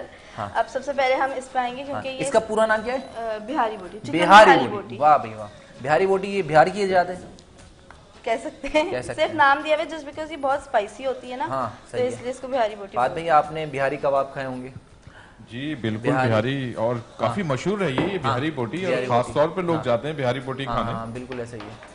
तो बिहारी बोटी तो उसमें कोई सीख वगैरह में बनती थी, आपने क्या बनती है, मगर हर चीज अब लोग यूजुअली फ्लैट सिस्टम्स में रहते हैं, तो हमारे पास इतने वो मतलब होते नहीं कि लोगों को धुएं से मसला, किसी को स्मेल से मसला। तो अब ये एक शॉर्ट टर्म आ गई है इसकी कि अब हमने इसको मैरिनेट किया, इसको कुक करेंगे। मैरिनेट करने में आपने क्या क्या इस्तेमाल करा? उसके बाद हम इस पे कोयले का दम लगा देंगे, तो वो प्रॉपर एक बाजार वाला हो गया। बाजार वाला। सबसे पहले हमने इसमें जिंजर गार्लिक, योगर्ट, फिर उसमें हमने सारे गरम मसाले डाले, सारे गरम खड़े मसाले जो होते हैं, इंक्लूडिंग तेज पत्ता और पीपली, एक पीपली एक गरम मसाले में ही आती है। पीपली क्या जड़ी बूटी होती है? क्या नहीं, मतलब गरम मसाले में ही आती है, मसाला ही होता है, मसाला होता है, बट वो यूजुअली यूज करते नहीं है लोग, मगर बिहारी बोटी में जाती है। तो पीपली जाएगी, उसके अलावा लाहौरी नमक जाएगा इसमें, उसके अलावा रेड चिली जाएगी, और जो होल चिली होती है गोल वाली यूजुअली वो जाएगी। सही है। बस ये करके 2-2.5 घंटे, और हमने इसमें कचरी लगाई है क्योंकि बहुत सॉफ्ट होती है ना, वो चिकन हो के बीफ हो तो फिर अच्छा लगता है। भाई देखने वाले नाज़रीन को बताता चलूं, आप लोगों का टाइम बचा दिया है ताकि आपको सिर्फ बताएं और हम फौरन बना लें बिहारी बोटी, ताकि हम दूसरी चीज़ों की तरफ बढ़ सकें। ब्राउनीज भी बनने लगी हैं वाइट का किचन में, इसके साथ नमकीन लस्सी है, मीठी लस्सी बनने लगी है। भाई वाह, हर चीज़ के साथ कॉम्बिनेशन होता है ना। हाँ बिल्कुल, कॉम्बिनेशन का बहुत ख्याल रखती हैं। शेफ वफा का ये अहम किरदार है भाई हमारे साथ। शेफ ज़ैद आप इधर आ जाए, मैं इधर आ जाती हूँ। बिल्कुल भाई, शेफ ज़ैद आ गए। फात भाई, आपने खाने तो बड़े खाए होंगे, खाने पीने के तो माशाल्लाह शौकीन भी हैं आप, और खाने पकाने का क्या शौक रखते हैं फात भाई? खाने पकाने का आज घर जाके पता चलेगा जब वो लोग ये देखेंगे। वो आ जाओ बेटा, एक चीज मिल जाए किचन में। आ जाओ, किचन में दिख गए हो। अब फात साहब आपका ही नंबर है कल से अफ्तारी में। वैसे बारबेक्यू वगैरह तो सब करते हैं, लेकिन कभी मैंने इस तरह खड़े होके नहीं किया। इस तरह वो खड़े होकर नहीं करा? अच्छा। हम इसमें कोयला रख देंगे। बारबेक्यू में तो सारे नौजवान मैं समझता हूँ अपना हाथ बटा ही देते हैं। हाँ, बारबेक्यू एक ऐसा है कि जिसमें सभी इन्वॉल्व रहते हैं। बिल्कुल ऐसा ही है, बिल्कुल ऐसा ही है। कभी आपने वो वाला एक्सपीरियंस लिया है, आप बारबेक्यू लगा रहे हैं और सीखे लगा रहे हैं, उसमें आपके हाथों में वो गरम मिर्चें लगने लग जाए, वो जोरदार? वो हर साल है, बकरीद का जो एक सेशन होता है ना, उसमें तो ये चीजें चलती हैं। भाई ये एक जबरदस्त मूवमेंट होता है जो दोस्तों के साथ मिलकर हम कर रहे होते हैं और बारबेक्यू लगा रहे होते हैं। जो लोग कुछ नहीं करते वो हर बकरीद के बाद बारबेक्यू लगाते हैं, और कुछ दोस्त तो वो ड्यूटी लगा देते हैं कि फात भाई आपको 20 किलो गोश्त लेके आना है, जैसे साहब आपको 15 किलो गोश्त लेके आना है, गोश्त आपकी तरफ से, मसाला याद मेरी तरफ से। ऐसा भी होता है ना, तुम ले आना, पराठे में ले आऊंगा। और कोई कहता है मैं एक दोस्त ले आऊंगा। हाँ, मैं दोस्त ले आऊंगा। अब हमने ये पूरियों में ये किया था कि फाइन आटा जो होता है, वाइट आटा, मैदा नहीं है, उसको नॉर्मली गूंद के जैसे सॉल्ट और घी डाल के गूंदते हैं। अच्छा, सही है। वो करके हम लोगों ने इसको रख दिया था। फाइन आटा? अच्छा, फाइन आटा अच्छा है सेहत के लिए या फिर चक्की का आटा? चक्की का आटा बहुत अच्छा है। बहुत अच्छा है। तो फिर आप फाइन आटा खिला रही हैं लोगों को, हमें चक्की के आटे गैर सेहतमंद बनाएंगे, आप अनहेल्दी खाना खिलाएंगे। कभी तो खाना चाहिए ना, कभी खाना चाहिए। चलें, सही है। फात भाई आप क्या यूज करते हैं, फाइन आटा या चक्की का आटा? नहीं, रोटी या पराठे के लिए तो मेरा ख्याल है लाल आटा ही हमारे यहाँ लाल आटा यूज होना, लेकिन ये जो पूरियां हैं ये सफेद आटे की ही अच्छी होती बनती हैं, क्योंकि वो फिर सफेद आटे की। सही है यार, इतना तो मुझे आइडिया है। इतना आइडिया है, सही है भाई। लेकिन आज मुझे अंदाजा हो रहा है कि आपको भी काफी आइडिया है। फात भाई ये बस हम जब से अपने शेफ्स के साथ ममनून नज़र हुए हैं, इनकी शागिर्दों में आया हूँ मैं, शागिर्दी में, तो जब से खाना बनाने का और खाना खाने का मुझे शौक आ गया। आपको भी जोड़ेंगे नहीं हम 1-2 दिन, तो आप यहाँ पे चमचे चलाते नजर आएंगे, फिर जाके हमारी भाभी इनके कान पकड़ेंगी, चलो बेटा आ जाओ, खड़े हो जाओ किचन में। नहीं तो आदमियों को बराबर काम करना चाहिए। हाँ भाई, ये देखें, ये होती है मशले राह खवातीन देखने वाले के लिए नाज़रीन, क्योंकि हमारे साथ बहुत सारे स्टूडेंट्स मेल भी हैं जो काम कर रहे होते हैं इस फील्ड में। कोई काम छोटा बड़ा नहीं होता। बिल्कुल ऐसा ही है।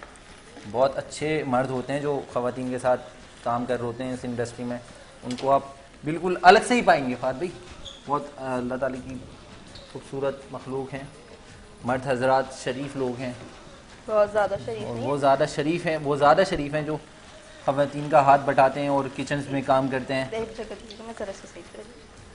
हम इसको साइड पे शेफ, ये सारा इसका जो ये लिक्विड है चिपक रहा है उस पे, इसको हम पूरा खुश करेंगे? जी बिल्कुल, क्योंकि वो अभी कुक्ड हो रही है ना प्रॉपर्ली। हाँ, सही है। अच्छा, पूरियों का मैं ये बता रही थी कि आप उसको ये कर सकते हैं कि उसको बेल के थोड़ा सा, और या तो बटर पेपर में अच्छा, इसमें ऑयल आप कम नहीं रखिएगा क्योंकि हम ऑयल कम यूज़ करते हैं, क्योंकि हम मोटापे से बचना चाहते कभी हैं। कभी होना चाहिए हेल्दी, कभी कभी होना मतलब चाहिए, अनहेल्दी भी। अनहेल्दी भी होना चाहिए। अच्छा, फिर मैं ब्राउनीज की रेसिपी आप ये खूबसूरत जो आपने ब्राउनीज बनाई है ना, अब ये ब्रेक में बना रही थी, मैंने कहा यार इसकी रेसिपी लाजमी बता दीजिएगा, क्योंकि ब्राउनीज खवातीन बहुत पसंद करती हैं। फातिमा आपको पसंद है? टाइम कम होता है। मेरी बेटी को तो बहुत ज्यादा पसंद है। ओहो हो, क्या बात है। तो फिर हम उनके लिए पैक करवा देते हैं आज। YBC की ब्राउनीज आज शेफ़ वफ़ा ने बनाई है, वो हमारी भतीजी के लिए जाएगी। अच्छा, हमने इस ब्राउनीज में सबसे पहले तो बेसिक अलास्का स्पंज है ये, जिसमें एग्स और ब्राउन शुगर को हम साथ बीट करते हैं। उसके बाद इसमें ऑयल मिल्क डाल के फिर बीट करते हैं। देन इसमें हम डालते हैं cocoa powder, flour, baking soda, baking powder, mix करते हैं अच्छी तरीके से और बेक करने रख देते हैं। सही है। इसकी शेफ कहा जाता है जी, सबसे ज्यादा डेजर्ट में अगर मोटापा बढ़ाता है तो वो होती है ब्राउनी। एग्जैक्टली, क्योंकि ब्राउनी एक बहुत हैंडी एक तरीके से कह रहे हैं डेजर्ट है जो बहुत इजीली भी कुक्ड हो जाता है और टाइम टेकिंग भी नहीं है, टाइम टेकिंग भी नहीं है। सही है। उसके अलावा इसकी फ्रॉस्टिंग में हमने व्हिपिंग क्रीम को बीट करके अच्छे तरीके से उसमें हेजलनट फ्लेवर डाला है। चॉकलेट डालना चाहें, कॉफी डालना चाहें, totally it's up to you, but हमने हेजलनट फ्लेवर। लेकिन ये पूरी पराठे कम पड़ेंगे, बता रहा हूँ मैं। फाद भाई 5-6 पराठे खाएंगे, ये कम है। हो जाएगा, ये उसका मसला इंसाफ नहीं नहीं हुआ, है। ये हो जाएगा, उसका ये मसला हो जाएगा, मसला नहीं है भाई। शेफ वफा के किचन में खड़े होकर आपको कोई मसला नहीं होगा। खाली पेट तो नहीं जा सकते एटलीस्ट यहाँ से। खाली पेट नहीं, जो आया है हमारे इधर पे वो आज सब खा के जाएंगे, सब खा के जाएंगे। शेफ वफा के हाथ से सब खाने खा के जाएंगे। क्या बात है, इसलिए क्या बात है। अच्छा, अब हम मीठी लस्सी सर्व कर रहे हैं। मीठी लस्सी सर्व करने लगे हैं। अब मीठी लस्सी की जरा रेसिपी तो बताएं। अच्छा, मीठी लस्सी की रेसिपी सिंपल है। सिंपल है। सबसे पहले योगर्ट को अच्छी तरीके से बीट कर लेना है, उसमें कोई लंप ना हो, उसमें कुछ भी ना हो। देन हम शुगर डालेंगे, उसके बाद हम थोड़ी सी क्रीम डाल के बीट करते हैं। शेफ बताएं आप, बिल्कुल बताएं। तो हम लोगों ने अच्छी तरीके से पहले दही को बीट करा इतना अच्छा कि वो क्रीमी टेक्सचर में आ जाए। बिल्कुल सही। फिर उसमें हमने डाला शुगर, फिर बीट करा, देन क्रीम डालते हैं। जबरदस्त भाई, हमेशा की तरह आज भी नहीं मिल रहे वो हैं चमचे, जो कि पाकिस्तान में बहुत ज़्यादा पाए जाते हैं और हमें हमेशा नहीं मिलते हमारे किचन में। भाई किसी के एड्रेस की ख़ास बात है कि हमारे किचन में चमचे नहीं मिलते भाई। तो अच्छा, ये इसी तरह इसी कंडीशन में रहेगी, इस पे और भी कुछ हम डालने लगे? नहीं, मीठी लस्सी ऐसी ही रहती है। हाँ, इसमें हाँ। क्योंकि सिर्फ जो ये एक दें, और एक हमारे ख़ास मेहमान है ना जो आज हमारे शेफ़ जज हैं, वो बताएंगे कि आपने नमकीन मीठी लस्सी कैसे बनाई है। फात भाई टेस्ट करके बताएं ज़रा। बिल्कुल, आपको अगर आप ईमानदारी से बताएंगे ना तो ये तीनों पराठे आपके, पूरी पराठे 4 हैं वो। बहुत अच्छी बनी है, वाह भाई, पास आउट। इसमें सिर्फ एक चीज होती है, आपको सिर्फ चीनी बराबर रखनी है। चीनी बराबर रखनी है। उसके अलावा कोई, ये बहुत इजी है, बहुत इजी है। सही है भाई। आप उसमें ब्लेंडर चला दें, आप उस पर कुछ भी चला दें। ब्लेंडर पे चला दें। अच्छा, ये लस्सी अच्छी किसमें बनती है, ब्लेंडर में या ग्लेंडर में? मैं आपको एक बात बताऊं, जूसर हाथ में? से अच्छी बनती है। हाथ से अच्छी बनती है, जबरदस्त। तो आजकल के तो लोग बड़े कामचोर होते हैं, उनको ब्लेंडर और जूसर का इस्तेमाल करते हैं। हाँ, बट ये हाथ से अच्छी बनती है, बहुत ज्यादा अच्छी बनती है। अब ये चिकन क्योंकि मैरिनेटेड थी तकरीबन 4 to 5 आवर्स, ये डन है। अच्छा, डन हो गई बिल्कुल। ये मैं देख रहा हूँ इसका जो लिक्विड है वो सब ड्राई हो गया है। आपने ऑयल कम डलवाया, वरना मैं इसमें ऑयल और डालती। ओके ओके, नहीं ऑयल कम, ज़्यादा नहीं खाएंगे। फात भाई ने पहले बता दिया था तो भाई ज़्यादा ऑयल होगा तो मैं देखिए यहाँ से ऑयल रिलीज करना शुरू कर रही है। सही है।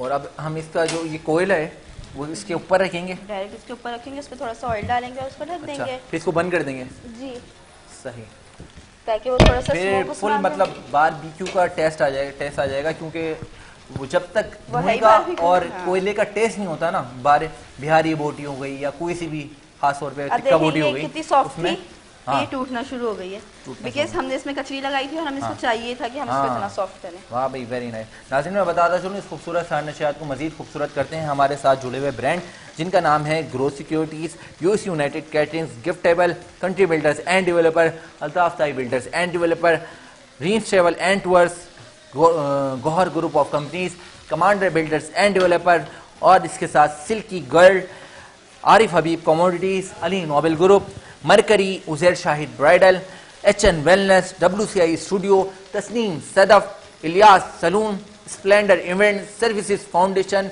अल Syed real estate and marketing network, Al Manzar cafe, ZA digital marketing network, Awan Libas, Karachi का जायका हलीम और wrap and ribbon and Nelson paints. अब तमामी ब्रांड पार्टनर का मैं बहुत ज़्यादा शुक्रगुजार हूँ। और हम देख रहे हैं कि YBC कैटर्स किचन में लस्सी भी रेडी है फाद भाई, ब्राउनी भी रेडी है जबरदस्त। अच्छा ये ब्राउनी कम और पेस्ट्री ज़्यादा लग रही है क्योंकि हम ये शेफ वफा के हाथों का कमाल है भाई। अब शेफ तो कुछ भी कर सकते हैं। शेफ तो कुछ भी कर सकता है भाई, ब्राउनी को झटपट पेस्ट्री, पेस्ट्री को ब्राउनी, पेस्ट्री को ब्राउनी और ब्राउनी को पेस्ट्री, कुछ भी कर हम सकता कुछ भी कर सकते हैं। है और भाई सर्टिफाइड है हमारे शेफ।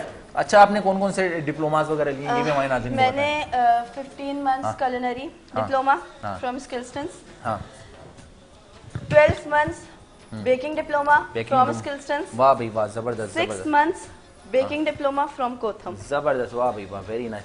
शेफ इसको भी स्टार्ट करते हैं ताकि हमारे दूसरे पराठे भी बनना स्टार्ट हों, लेकिन शेफ को इतनी आराम से नहीं आने देंगे। और नाज़रीन बताता चलूँ हमारी ज़बरदस्त सी बिहारी बोटी, हाँ बेहतरीन से स्मोक के साथ और ज़बरदस्त सी खुशबू के साथ रेडी है। इसी में निकालेंगे जी, हम इसको यहीं पर सही ओके कर सकते ओके ओके। फाद भाई काम बन गया, हो गई आज की सहरी। आज की सहरी काम पूरा है, मुकम्मल है। हैं। हम इसको ओवर नहीं करने वाले हाँ ओवर नहीं करने वाले क्योंकि बहुत ज़्यादा over ताकि अच्छा दिखे। और या भाई पूरे लवाजमात मुंह में- के साथ। हाँ पूरे लवाजमात के साथ। मेरे तो मुंह में आ गया है पानी। नाज़रीन आप भी इसको देखें और अपने घरों पर ट्राई करें। फाहद भाई को तो बहुत पसंद आई है, मैं भी खाऊंगा, बताऊंगा किस तरह से हमें आज शेफ़ वफा की यूनिक रेसिपी ने लुत्फ़ दिया है और कितना हम खाकर इसको लुत्फ़अंदोज़ हो रहे हैं। और नाज़रीन इसी तरह की रेसिपीज़ को जानने के लिए आप हमारे साथ जुड़े रहें, YBC कैटर्स को किचन को देखते रहें। हमारे साथ मौजूद थी शेफ़ वफा, बहुत शुक्रिया आपका तशरीफ़ लाने के लिए। नाज़रीन आप हमारी बेहतरीन सी कॉम्पिटिशन्स के जो नातखां हज़रात हैं, नात कॉम्पिटिशन के, उनकी काविशें देखेंगे, मुलाहिज़ा करेंगे। फाद भाई हमारे साथ होंगे, लेकिन मैं चाहूँगा एक मुख्तसर सा ब्रेक ले लेते हैं, मिलते हैं एक मुख्तसर से वक्फे के बाद।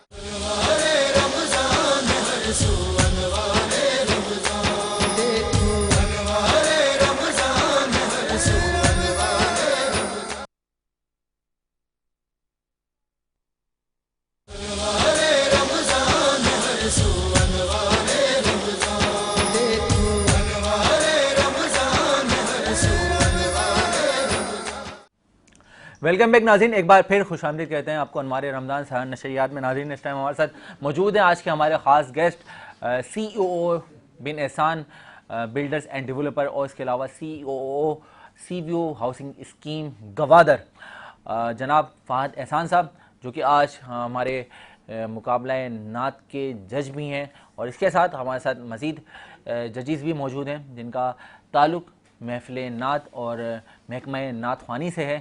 और उनका नाम है जनाब आशिर, जो इस नात कंपटीशन को कोऑर्डिनेट कर रहे हैं, लीड कर रहे हैं। और इसके साथ हमारे साथ हिजाब फ़ातिमा साहिबा मौजूद हैं, आप लोगों को खुशामदीद कहते हैं जजेस साहिबान को।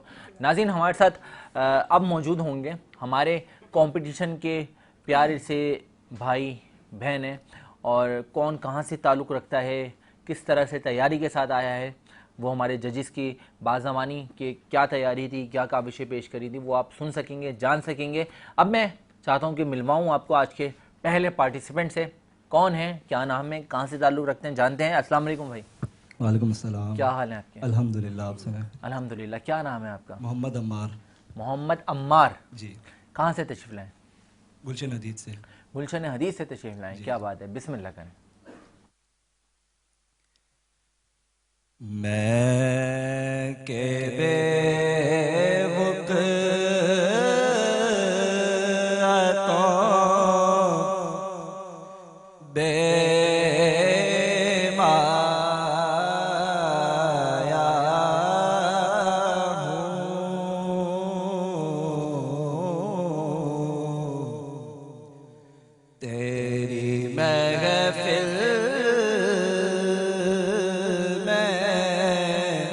चला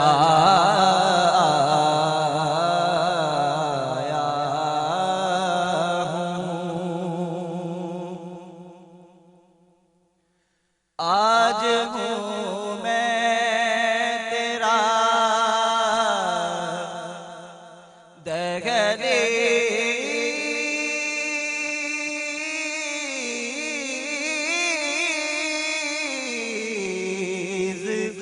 नशी आज हूँ मैं तेरा दहलीज़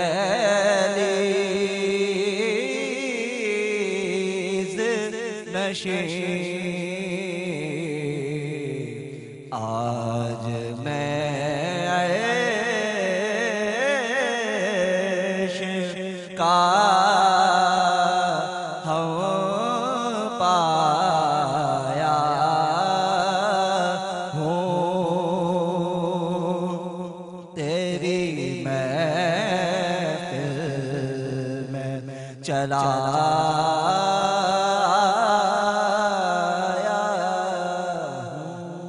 वाह, बहुत प्यारे अंदाज में अपनी अकीदत और काविश पेश कर रहे थे। कबल इसके के में हमारे जजेस जनाब फ़हद भाई, आशिर और हिजाब से उनके रिमार्क्स लूँ हमारे कंपटीशन के पार्टिसिपेंट के लिए। मैं चाहूँगा कि हम तमाम ही पार्टिसिपेंट को पहले फ़हद भाई सुन लेते हैं, उसके बाद एक साथ ही उनकी रहनुमाई आप लोगों के बाज़ावानी जानेंगे। हमारे साथ मौजूद हैं। अस्सलाम वालेकुम, क्या हाल है आपके? अल्लाह की शुक्र है। क्या नाम है भाई आपका? मोहम्मद अरसलान। मोहम्मद अरसलान, कहाँ से तशरीफ़ लाए? गुलशन हदीस। गुलशन हदीस से। चलें बिस्मिल्लाह करें। है नजर में जमाले हबीबे खुदा, है नजर में जमाले हबीबे खुदा, जिनकी तस्वीर सीने में मौजूद है नजर में जमाले हबीबे खुदा, जिनकी तस्वीर सीने में मौजूद है, जिसने हमको कलामे इलाही दिया, वो मोहम्मद मदीने में मौजूद है, जिसने हमको कलामे इलाही दिया, वो मोहम्मद मदीने में मौजूद है। सुभान अल्लाह भाई, बहुत प्यारे अंदाज में हमारे एक और पार्टिसिपेंट अकीदत पेश कर रहे थे। अब हम जानने लगेंगे हमारे तीसरे पार्टिसिपेंट कौन हैं, कहाँ से तशरीफ़ लाए हैं और क्या कलाम अकीदत पेश कर रहे हैं। जानते हैं। अस्सलाम वालेकुम। वालेकुम अस्सलाम व रहमतुल्लाह। क्या नाम है भाई आपका? मोहम्मद ज़रवली ख़ान। मोहम्मद ज़रवली ख़ान। ज़रवली ख़ान, क्या बात है। कहाँ से तशरीफ़ लाए? गुलशन हदीस। बिस्मिल्लाह करें। खुला है सभी के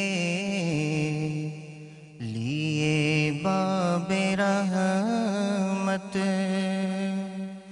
वहाँ कोई रुतबे में अदना नाली,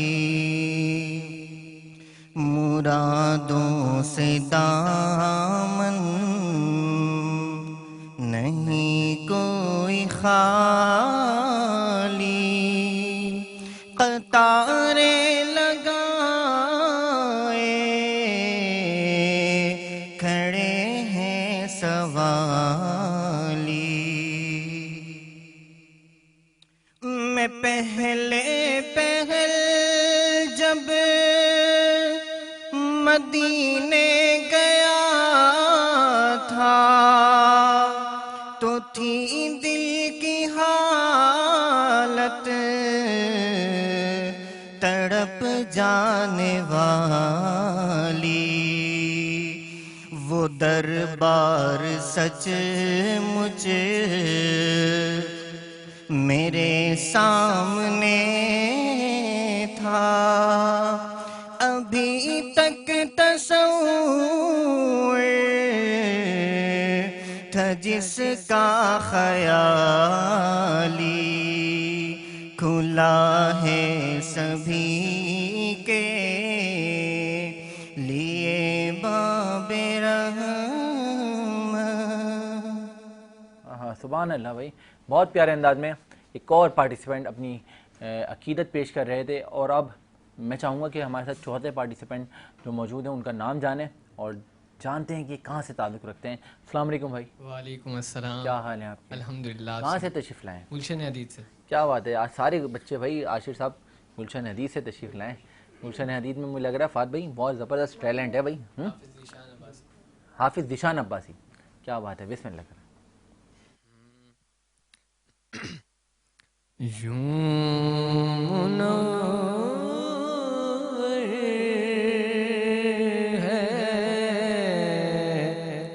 ये दिल वाले हीरा हो जैसे, इसके अंदर कोई महताब रहा हो जैसे, यूं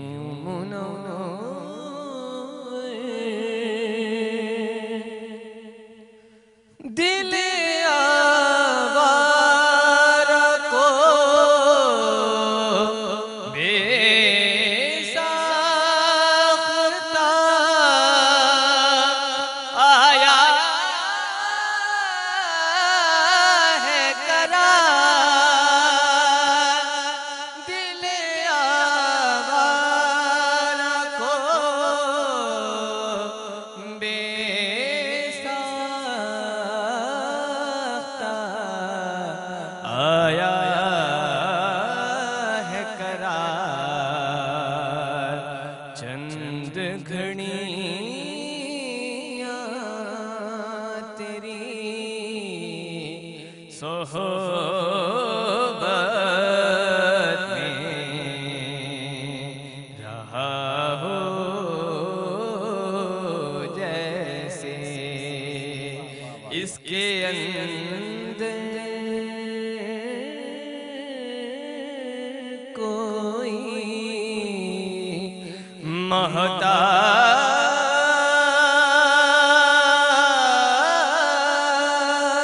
रहा हो जैसे, यूं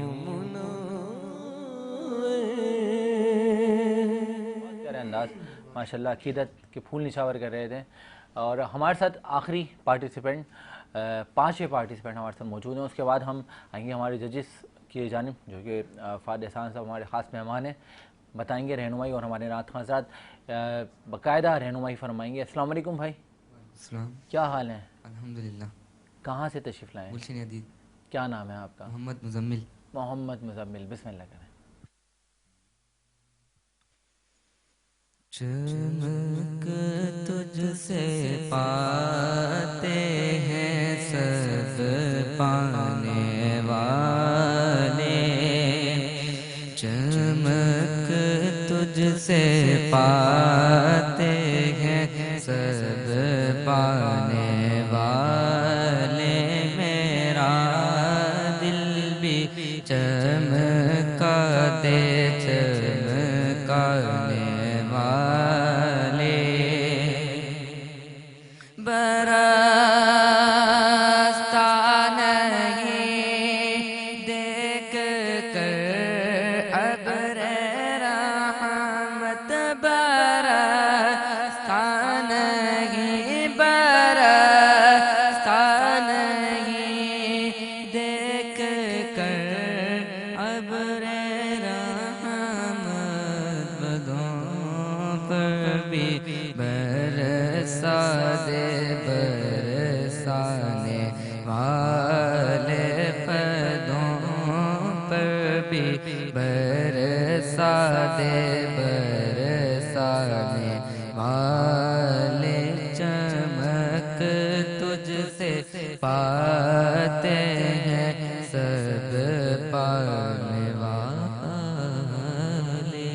सुभान अल्लाह, सुभान अल्लाह, जज़ाकल्लाह भाई। नाज़रीन, हमारे पाँचों पार्टिसिपेंट बड़ी तैयारी के साथ आए थे, उन्होंने अकीदत पेश कर ली। अब मैं कबल इसके हमारे ख़ास स्पेशल गेस्ट फ़ाहद एहसान भाई की तरफ बढ़ूँ। मैं चाहूँगा हमारे साथ मौजूद हिजाब फ़ातिमा साहिबा से सबसे पहले कमेंट्स लूँ, क्या कहेंगी? माशाल्लाह बच्चों ने अच्छा पढ़ा। सबसे पहले जब मोहम्मद अम्मार थे तो इंतखाब अच्छा था, उनका अदायगी भी अच्छी थी, एक लेवल में रहते उन्होंने पढ़ा। और सेकंड मोहम्मद अरसलान थे तो उनमें बहुत ज़्यादा कमज़ोरी थी, इंतखाब भी कलाम का अच्छा नहीं था, तो मेहनत की काफ़ी ज़रूरत है उनको। सही है। फिर नेक्स्ट मोहम्मद ज़रव अली ख़ान थे तो उन्होंने भी एक अदायगी, एक महदूद रेंज के अंदर रहते हुए उन्होंने कलाम की अदायगी करी। सही है। और हाफिज़ ज़ीशान अब्बासी, इंतखाब बहुत अच्छा था कलाम का, अदायगी भी बहुत बेहतरीन थी, बहुत अच्छे अंदाज से उन्होंने पढ़ा। और एक गिरफ्त है उनके पढ़ने में, तो बहुत अच्छा लगा उनका पढ़ना। और लास्ट में मोहम्मद मुजम्मिल भाई थे तो एक महफिल वाला कलाम उन्होंने पेश किया, मुकाबले का कलाम जो कि नहीं था, और मेहनत की काफ़ी ज़रूरत है। क्या बात है, क्या बात है। आशिक क्या कहेंगे? तमाम बच्चों ने अच्छा पढ़ा है, मगर अम्मार ने कुछ अल्फाजों की गलती करी है। महफिल नहीं होता, महफिल होता है असल लफ्ज़। तो लफ्ज़ों की अदायगी बहुत ज़रूरी है। एक मेरे नज़दीक सब ने अच्छा पढ़ा है, मगर अम्मार और जो सेकंड लास्ट में जो आए थे ज़ीशान, इन दोनों ने नात, मुकाबला नात का जो इंतखाब होता है वो किया है माशाल्लाह। क्या बात है। मेरे नज़दीक ये दोनों ज़्यादा बेहतर हैं। क्या बात है भाई, बहुत मुबारक हो जो दो पढ़ने वाले हमारे नात खां साहब ने जिनका नाम मुंतखब करा है। हमारे साथ ख़ास मेहमान मौजूद हैं, आज के हमारे स्पेशल गेस्ट हैं जनाब फ़ाहद एहसान साहब। उनसे जानेंगे क्या रिमार्क्स हैं उनके। फ़ाहद भाई क्या कहेंगे?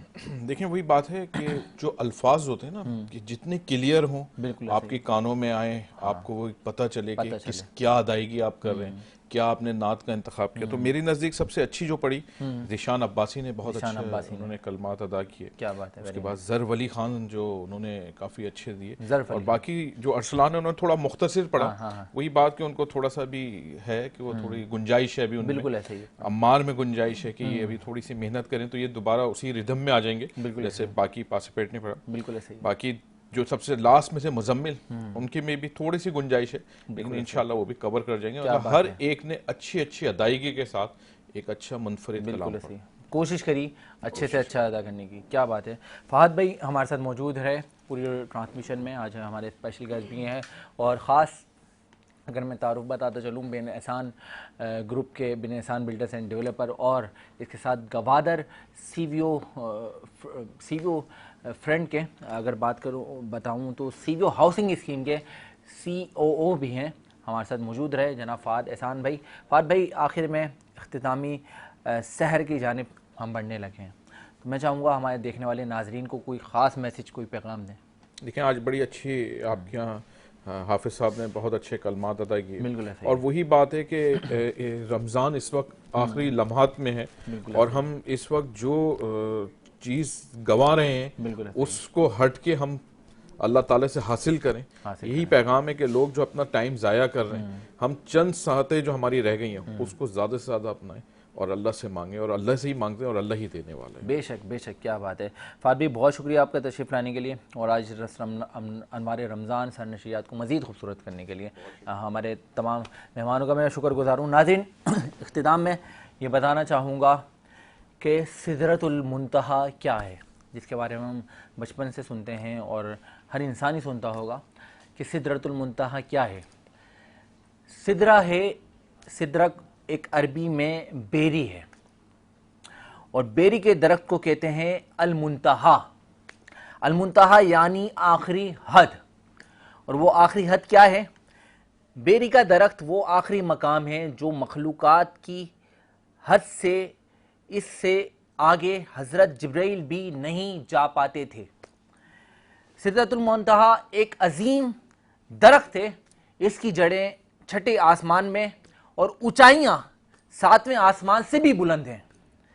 इससे पत्ते, इसकी जो पत्ते हैं वो हाथी के कान जितने, और फल बड़े, और फल जो है ना वो घड़े से भी ज्यादा बड़े हैं।